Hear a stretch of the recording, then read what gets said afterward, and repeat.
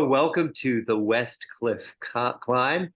I'm Dr. Paul Looney. Our usual host, Josh Duffy, is out, and I am thrilled to be here. I work with Woodlands Church and with Hidden Manna Ministries, and today I have a guest who is near and dear to my heart, a young man named Danny Looney. I love that we share the same last name and the same spirit. I love Danny because of his heart, because of his joy, and because of his ministry, Rock Bottom Hope. So welcome, Danny. Tell us a little about yourself. Yeah, thank you so much for having me today, Dr. Paul. I'm excited to be here and to be able to talk and share. So a little bit about me. I was born in Oregon. I'm an Oregon boy, but I'm slowly turning into a Texan. So I've been in Texas since the end of 2021. Me and my family, I've been married. Gosh, we just celebrated 12 years. Hmm. He would be very not happy if I didn't remember that. 12 years. We've been married 12 years together, 13. And I actually just celebrated a birthday. I just turned 39 a couple of weeks ago. So this is my last year in my 30s, but I hear that the 40s are the new 30s. So Exactly. And I'm now going that with I'm, it. yeah, now that I'm nearing 70, I'm thinking like 70s are the new 40s, right? Absolutely. Yeah, absolutely. It's whatever we want it to be, That's right? right. Wow. Well, So so I've got good. an incredible family and we migrated over here. That's a whole nother story. But we came here and we've been getting rooted for the last couple of years. I've got my three kids here at home, 11, just turned 11, 6, and 4. And we are enjoying the hot Texas summer right now. And I don't we're so I don't know pumped. if I completely believe that you're enjoying it, but if you are, more power to you because I endure it. Right. I'm walking in faith. So, like every day I'm like, I can breathe. It's okay. The humidity is not that bad. Anyway, I don't know if I'm walking in faith or denial, but anyway, one of those working for me. Well, a certain amount of denial is actually good. There's a lot of darkness in the world and a lot of trial, so a little dose of denial is helpful. But Right. Yeah. It keeps us on track, right? It keeps us exactly. pushing forward. But we're so excited to be here. The family's doing great. School's about to start in a few weeks. And although it seems crazy that the summer's gone by this fast, I think that, the parents are ready and we're ready to get back into a routine. Kids are doing great. And our family is loving getting rooted in the area and building a community here. Still connected to our community in Oregon and just doing life and bringing hope to the kingdom. So it's been Beautiful. So what I'd like to do is to just focus today on your story, Danny. You look like a really well put together person, like your life is, a bed of roses, like you've always been, flourishing and successful. I know a little bit of the backstory, but I'd like to take our time today just to give you a chance to share your journey and how you found hope at your own moment of desperation. And then we'll have a follow-up podcast to let you share about your ministry. awesome. Yeah, well, thank you so much for letting me share my story. And I hope that, anybody that listens just gets hope and understands that at the end of the day, God is going to meet us right where we're at, no matter what we're in, no matter what we've done, no matter where we've been. God is going to meet us in that place, and He's faithful to meet us right where we're at, and just as faithful not to leave us there. And that's really the hope of my story. Um, my testimony, my story really begins in an amazing Christian home, raised by parents who are pastors, who love the Lord and led by example. And that's why I think that, my story is always one of revelation, that it doesn't matter how you've grown up or, what you've been taught. The enemy is always lurking at the door, right? And the flesh is always lurking at the door, the lust of the flesh, the desires of the flesh, and that desire to be somebody and really find your identity. So I was raised in this Christian environment, and I gave my heart to Jesus really early on. I remember being at the foot of my mother's bed at 4 years old, crying out to Jesus. I mean, and saying a heartfelt prayer and understanding what Jesus did for me. Um, And so as time progressed, I just ran into these different circumstances that began kind of like branching off and introducing me into different things. I remember being 8 years old and going and visiting my brother and my cousins, and they would smoke cigarettes. So I would sneak around and smoke cigarettes. I thought that was cool, right? I'm looking at the cool kids, and I'm thinking, okay, that looks cool. They do it. I should try it out. It was totally something that I did that was my little secret thing. And as soon as you start getting into a place, no matter how old you are, that something becomes your little secret, that begins a major foothold for the enemy to start kind of these little deceptions in your life about who you are and what you're doing. Yeah. And so that was at a really young age. Yeah. Well, I love your observation, Danny, because I am completely convinced that whenever you disconnect from relationship with some secret, Right. it does open you the enemy. I think that even in the Garden of Eden, when Eve had this sort of separate conversation with the serpent that was about God but didn't include God, Right. that really opened the door for all kinds of mischief. And I think human nature, of course, especially if we want to be a good little boy or a good little girl, Right. when we do something or something happens to us that doesn't fit that mold, it's very Right. tempting to hide it away. And it provides that, as you said, a stronghold. It provides a place within us where we feel we cannot be our authentic self Right. with the people that love us. And so it again, it disconnects us from that deep connection of being seen and known, because there's this little part of us that says, oh, well, I'm not going to share that. Right.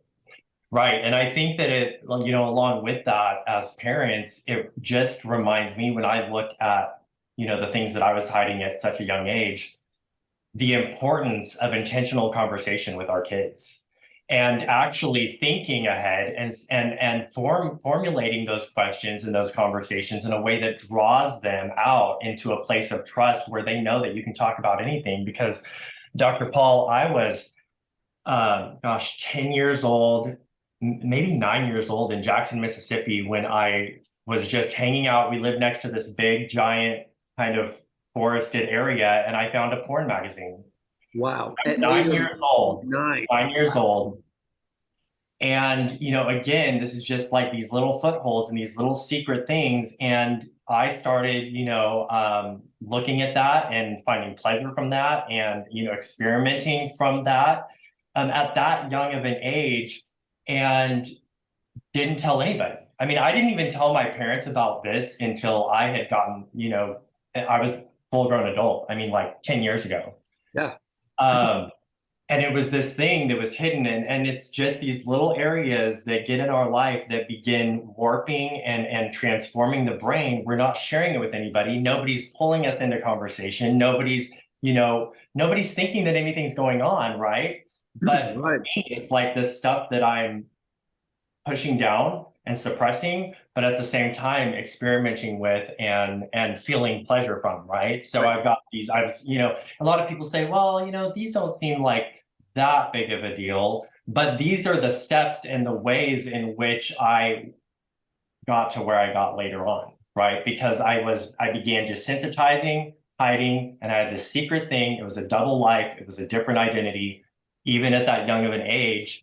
And so as time progressed, I was homeschooled during, from 9 years old to 13 years old. And then at 14, put into a huge public school. Wow. And I didn't know, I mean, when I was homeschooled, I don't know if it was just the way or the area, the environment, but I didn't have all these amazing co-ops and opportunities to connect with people. When I was homeschooled, it was like you and your parent, 8 hours a day. That was it. I mean, that was my experience. Yeah. And so I always say that I was 14 years old and I could carry on a conversation with a 60-year-old, but I didn't know how to have a conversation with another 14-year-old. And when you go into a public school with no idea how to communicate, it can be brutal. It can be real brutal. Ooh. And my experience was that I just began to gravitate towards the crowd that accepted me first. And unfortunately, during this time, It was the party crowd, the drug scene, a lot of alcohol. And at the age of 14, I went to my first high school party, and I at this first high school party, we were at a house with people much older than us. It was adults in their, late 20s to late 30s throwing this party with all these teens coming in. I didn't know what was happening, but Dr. Paul, before I knew it, I tried my first hard drug, and the next morning I woke up naked in a bed with 10 strangers. Oh, wow. Oh, And sorry. It's just, when you think about innocence and what happened to you with your cousins, people you trust, introducing your yeah, cigarettes, the enemy, planting that porn magazine in the woods, and then at 14, is that how old you were?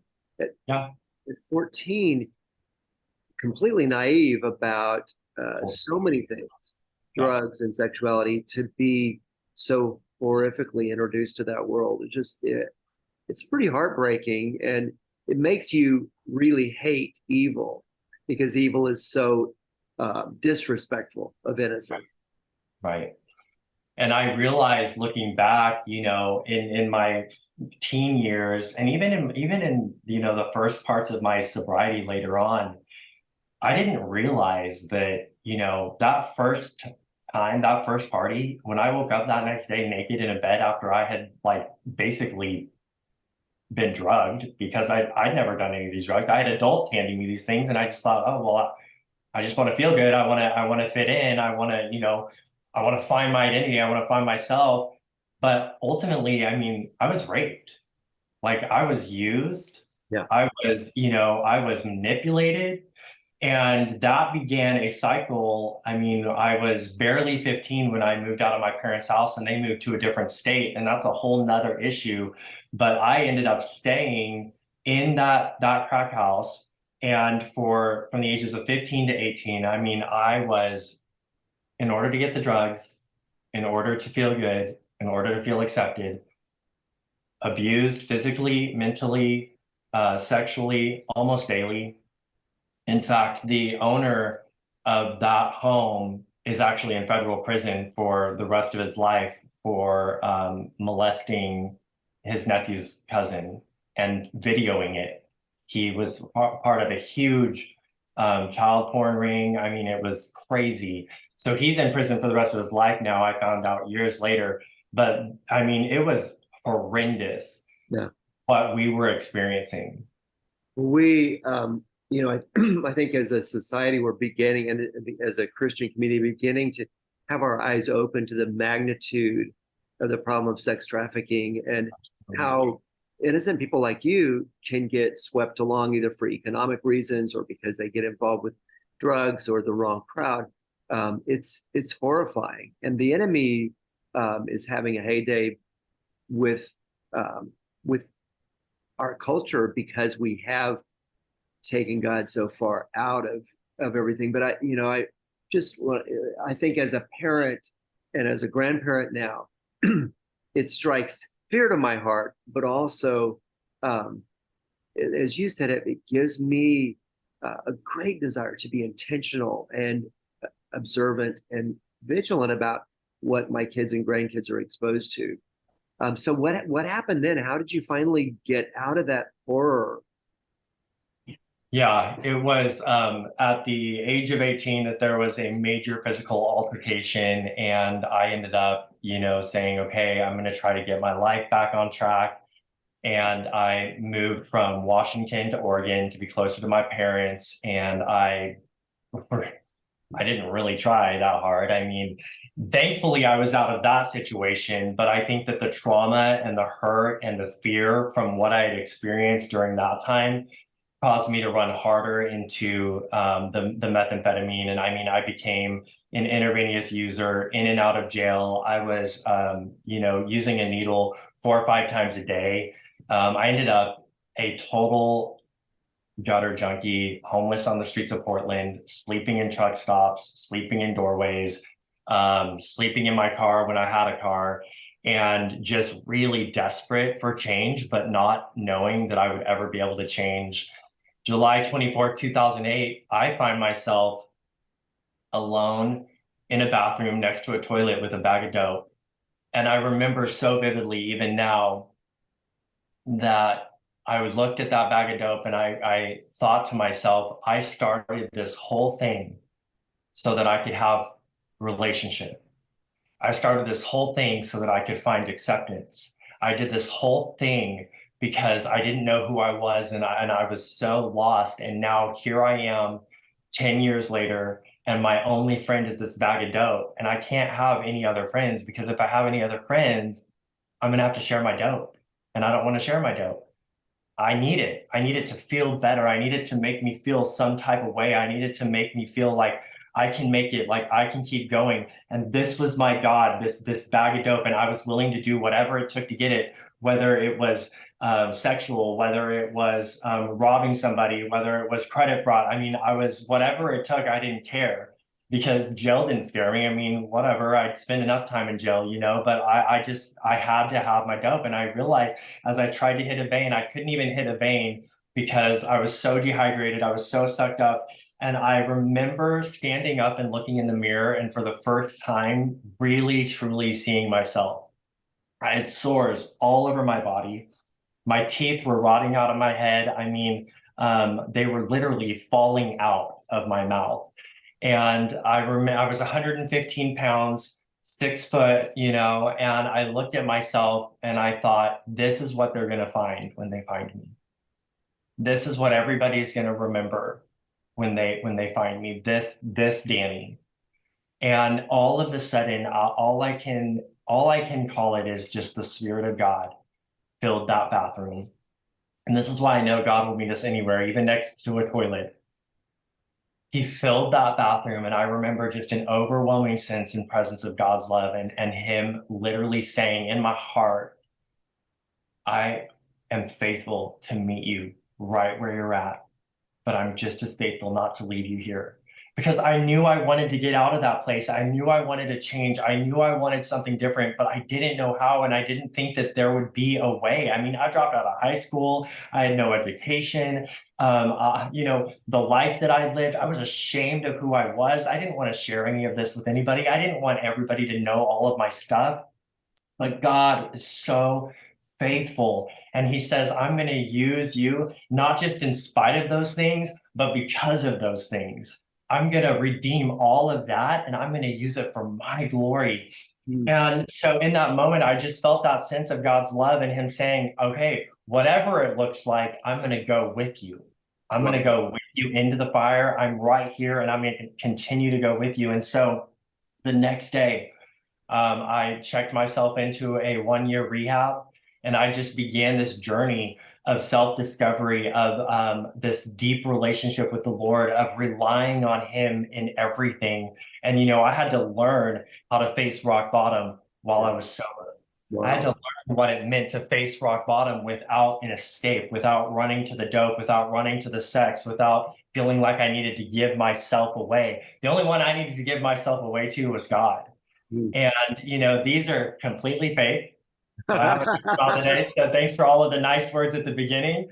If I took them out, it'd be a different story. But these teeth are they're God's blessing, and he said, I'm going to give you a new smile.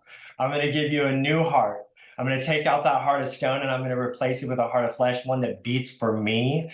And I checked myself into rehab and just began this journey of finding God and finding my relationship with him. And, Dr. Paul, July 24th, I'm going to celebrate 15 years of complete sobriety from alcohol, from drugs, and walking with Jesus and surrendering to him daily. It is an adventure. Yeah.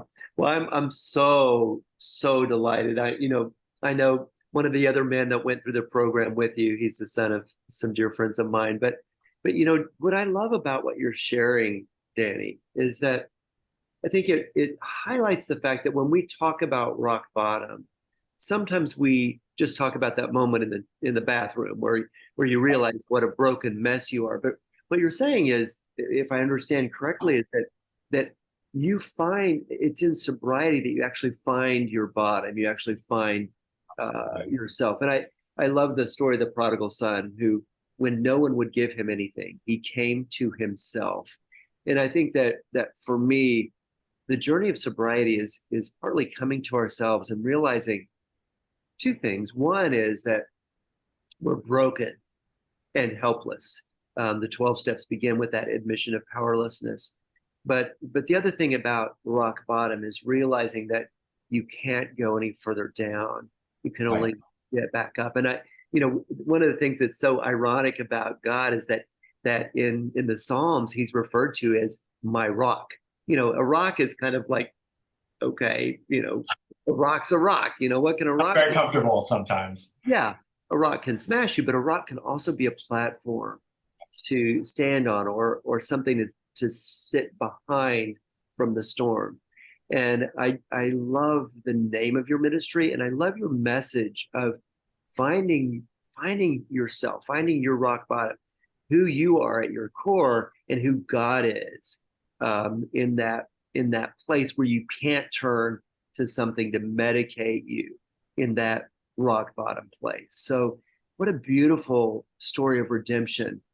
Is there anything else you want to share with our listeners about the journey and about what you might say to someone who's struggling, or a parent who has a child who's caught up in this web of deception and abuse and drug abuse and being abused? Yeah, absolutely. I think that my biggest encouragement is to never lose hope. Never lose hope, and always continue putting your hope in the Lord and surrendering it to him. And for those that may not know the Lord, or may not know who Jesus is, talk to me about it. Talk to Dr. Paul about it. We can share our stories of hope and redemption and restoration, and really understand that, I was at a place where uh, I'd broken all my bridges. The one man that I thought really believed in me, which was this Assemblies of God pastor of a small church, and he was a young pastor, and so he's like, he didn't know any better, but just to believe in the power of God and healing me, and he would meet with me. But what's so interesting about it is that years later, I speak to a class. He's a professor, and I speak to his class twice a year. And one year I was sharing that, yeah, Pastor Zach never gave up on me. And he, after everything, after I spoke, he said, Danny, hey, can you stay on? He said, hey, I just want to apologize to you because I want to let you know something. I did give up on you. Oh, I said, what? And he goes, the last time that we met, I saw demons in your eyes. And I said, Lord, there's no hope. oh, There's no hope for this guy. wow. And it was such a realization that, wow, I mean, even this person that all these years I thought that I would make it, had lost hope, and was, I mean, that's how low I had gone. And so for the parents or the loved ones, the grandparents, the siblings, the children of people struggling in addiction, or caught up in sex trafficking, or whatever it looks like, I want to just let you know today that there is hope. And don't give up on, having those relationships. And yes, sure, do they need boundaries? Absolutely. Do you have to approach them with care? 100%. But don't give up hope that God is still working, and that he's still moving, and that he's wanting to do something in their lives. And, I'm getting ready to speak the end of August at Overdose Awareness Day. It's a really big deal in Montgomery County. And, for the parents that have lost, or the loved ones that have lost someone to overdose, or lost someone to those circumstances, I want to let you know that even after the loss, their life can bring hope to someone else, that their lives, they didn't die in vain, but their story lives on. And we need to be using those stories and sharing those stories to bring awareness and to bring hope and to help others around us. I just had a few weeks ago, somebody relapse, and after the relapse, they ended up taking their life. And my heart and my hope in his story is that it will help somebody else who is in that place right now, who is struggling, who is hurting, who is broken. And so that is my biggest thing, especially through Rock Bottom Hope. Do not lose hope, and remember, hope will find you where you least expect it, even at rock bottom. Love it. Thank you so much, Danny. I'm remembering the words of Paul in Romans when he talks about Abraham, who against all hope in hope, believed. And Yes. that he faced the fact that his body was as good as dead, but he trusted God. And I think, like the father, the prodigal son, we have to grieve. The father says, "This is my son who was lost and is found." He was dead, Right. he was alive again. When Abraham put his son on the altar, he knew that God could bring life from the dead. So just thank you so much for your story, for your message of hope, for those who are struggling, and for family members of those who struggle with the kinds of things that swept you in that current. Absolutely. Thank you so much. I'd love to pray for you and for our listeners, and I look forward to part two. I want to hear more about what God is doing through Rock Bottom Hope. Let's pray. God, thank you so much for my brother Danny. It grieves me to hear what he has endured, because the enemy who comes to steal, kill, and destroy got such a foothold in his life. But God, thank you that that 4-year-old was at the foot of his mom's bed calling out to you, and that you never lost sight of him. That in that bathroom, you were there. Your spirit filled the place and gave him a recognition of where he was and where he could be. So God, thank you for that. God, thank you that you are our hope, that you are our redemption, and that through Jesus we have life with you. Thank you for my brother. Bless him and his family. Bless our listeners as they take in this message of hope. And we ask it in Jesus' name. Amen. Amen. Thanks again, Danny. Any last words? Just go out and spread hope. Awesome. Go for Jesus. Perfect. Great. Bye-bye. Bye.